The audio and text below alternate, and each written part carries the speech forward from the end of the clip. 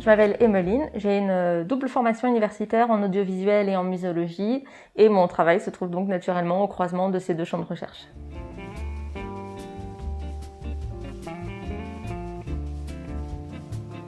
Je travaille sur l'exposition muséale du jeu vidéo en confrontant d'un côté la sociologie de l'art, la sociologie des usages, la muséologie et en particulier les visitor studies, et de l'autre côté la recherche en cinéma et la sémiotique, les game et play studies. Je précise que la muséologie, c'est un champ de recherche qui prend pour objet le musée et se trouve lui-même à la confluence des sciences de l'information et de la communication et des sciences humaines.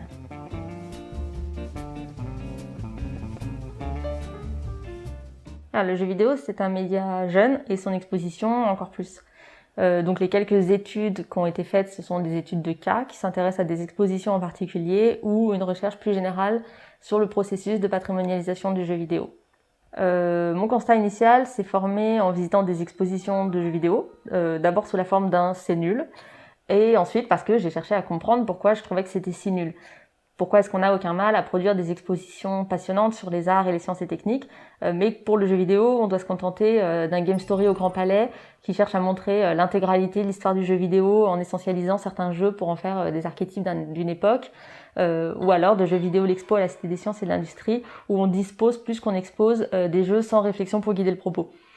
D'ailleurs, rien que les titres de ces expositions sont d'après moi très éloquents par rapport à la considération qu'on porte aux jeux vidéo. On n'imagine pas une exposition qui s'appellerait Painting Story ou Histoire naturelle d'Expo.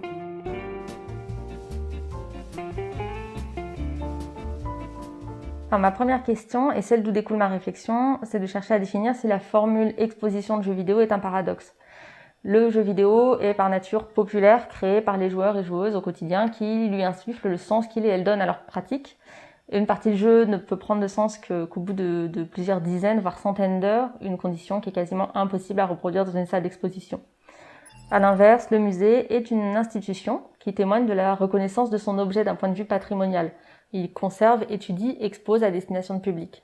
Et n'est-il pas contradictoire de vouloir rendre accessible aux visiteurs et visiteuses un objet qu'ils et elles peuvent déjà librement consulter chez elles et eux, dans des salles dédiées ou sur Internet ?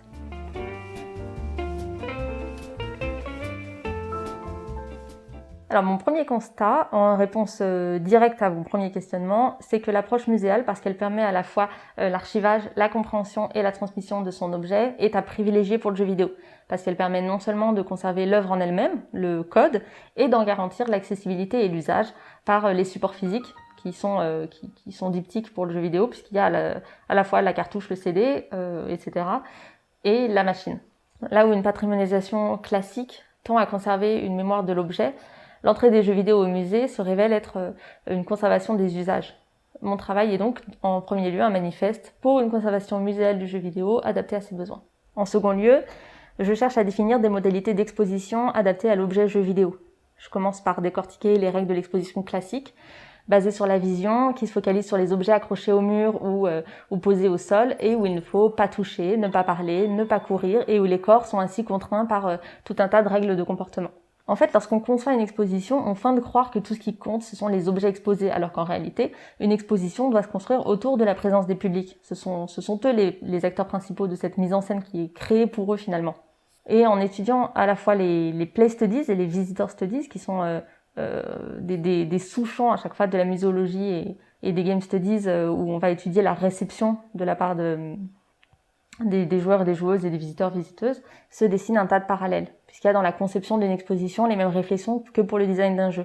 En premier lieu, des concepteurs et des conceptrices définissent des objectifs, puis les scénographes s'apparentent au level designer dans l'agencement du lieu, et enfin, les visiteuristes sont l'avatar qui parcourt les espaces en quête de sens. Si un jeu vidéo parvient à nous faire comprendre des choses par sa simple mise en espace, par sa narration environnementale, pourquoi ne pouvons-nous pas apprendre du level design de jeux vidéo pour concevoir des expositions ?